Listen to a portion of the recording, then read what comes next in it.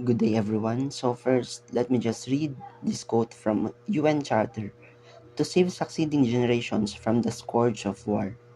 The preamble of the Charter of the United Nations begins with the words, "We, the people of the United Nations, determine to save succeeding generations from the scourge of war, which twice in our lifetime has brought untold sorrow to mankind." These opening words continue to serve as a reminder that the UN itself was created to help prevent war and of the ruin that war can bring upon the world. So, have you ever wondered if there's a vaccine to prevent war? So, dito na tayo papasok sa topic nating culture of peace. Ano nga ba ang culture of peace?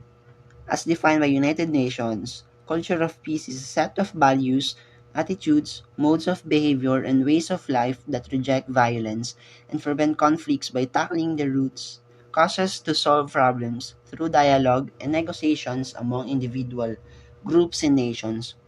But according to Adams, 2005, culture of peace is an integral approach to preventing violence and violent conflicts and an alternative to the culture of war and violence based on education for peace. The promotion of sustainable economic and social development, respect for human rights, equality between women and men, democratic participation, tolerance, the free flow of information and discernment. So the benefits of culture of peace is that it can provide for the reconstruction of the image of the former enemy, as well as building the bridge of understanding the new respect, and acceptance between opponents. Culture of peace is a way of living together so that all members of society can accomplish their human rights. It is as an essential element to the realization of all human rights. So, kung meron tayong culture of peace, meron din tayong culture of war. So, ano nga ba yung culture of war? So, culture of war is more than just a nation being at war. It is the physical and structural violence that permeates every aspect of culture, including language, interpersonal relationships, power dynamics, and one's relationship with nature. So we have here culture of war and violence and culture of peace and non-violence. So in the culture of war and violence, we have belief in the power that is based on force, having an enemy, authoritarian governance, secrecy and propaganda, armament, exploitation of people, exploitation of nature, and male domination. And with the culture of peace and nonviolence, so we have education for a culture of peace, understanding tolerance and solidarity, democratic participation, free flow of information, disarmament, human rights, sustainable development, and the last is equality of women and men. The UN General Assembly 1999 declared action in the following areas necessary to transition to a culture of peace and nonviolence. So first, culture of peace through education. So with a culture of peace through education, it transforms the domain of education to promote qualitative values, attitudes, and behaviors of a culture of peace, including peaceful conflict resolution, dialogue, consensus building, and active nonviolence. Second, the democratic participation. For example of this is working in the community in support of a particular cause. So third is human rights. So we all know that human rights are the foundation of freedom, of justice, and peace. Fourth, sustainable development. It always encourages us to conserve and enhance our resources. Fifth, equality between men and women. So societies that value women and men as equal are safer and healthier. Sixth, advancing understanding, tolerance, and solidarity. To abolish war and violent conflicts, we need to transcend and overcome our enemy image with understanding, tolerance, and solidarity among all peoples and cultures. And the last is supporting participatory communication and the free flow of information and knowledge. It reduces the potential for misunderstanding, dissatisfaction, and lack of trust. Is education in era of globalization. In modern world, advance and changes experienced in social, political, and economic domains cannot be effective in diminishing the unwanted behaviors displayed by individuals in a society. This underpins the need for creating a peace culture based on equality, justice, democracy, human rights, tolerance, and solidarity in a society. Schools are undoubtedly the starting point for social change. Schools and teachers can help make this change through peace education. Peace is generally perceived as weak, passive, boring, and dull. Therefore, globalization promotes peace through two channels. One from the increased advantage of peace. Peace holds for bilateral trades interdependence, and the other from a country's integration into global market regardless of the size of trade with each trading partner. As with the global education movement, most researchers agree peace education has become a part of global education. Current school-based peace education encompasses a wide variety of aims and approaches depending on the audience and socio-political and ideological context. And like global education, two peace education overlaps and share theoretical and practical ground with other types of progressive educations. This includes development education, environmental, human rights, and multicultural education. Hicks 1988 notes that peace education shares the concern of contemporary problems, with global education as the basis of its content and the belief in participatory and active learning strategies. Also distinguish between negative and positive peace, as well as direct and indirect structural violence. So, peace education has been identified as sharing common ground with citizenship education through beliefs in the interdependence of the world's citizens and through its faith in tolerance, respect for difference, and appreciation of the rights of others as productive of peace. Peace education was understood to be furthered through internal cooperation and by a pedagogy that emphasized active global citizenship. Central to this pedagogy are a values clarification and values analysis. Peace education has been identified as a sharing common ground with citizenship education through beliefs in the interdependency of the world citizen and through its faith in tolerance, respect for difference, and an appreciation of the rights others as productive of peace. Kumbaga sa madaling salita, peace education is the process of acquiring values, knowledge, attitude, skills, behavior, and to live a harmony with oneself. At ang mga kinagandahan pa dito sa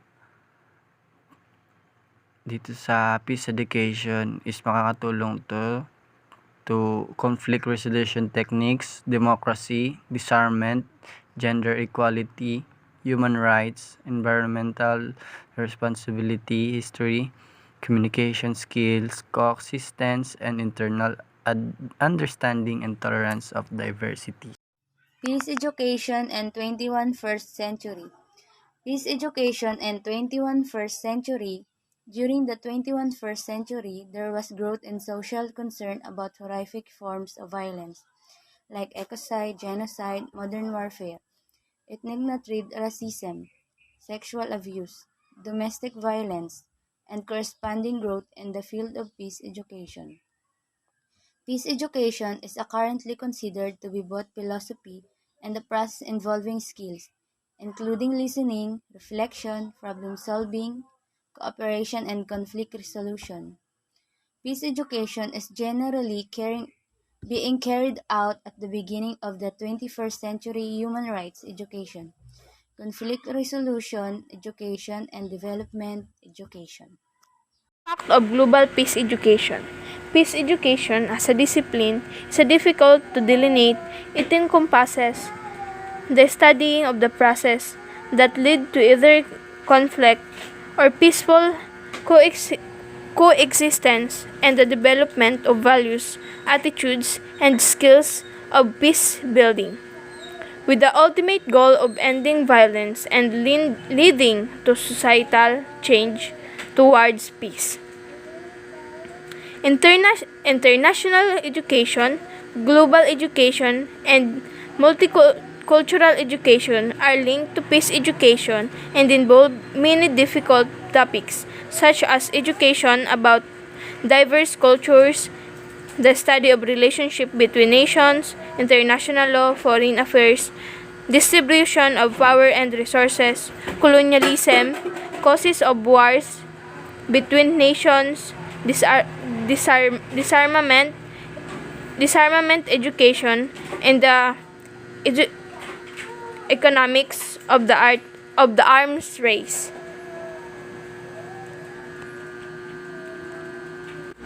For peace education to accomplish societal for attitudes and value formation need to be considered and skills for consensus building and conflict resolution learned.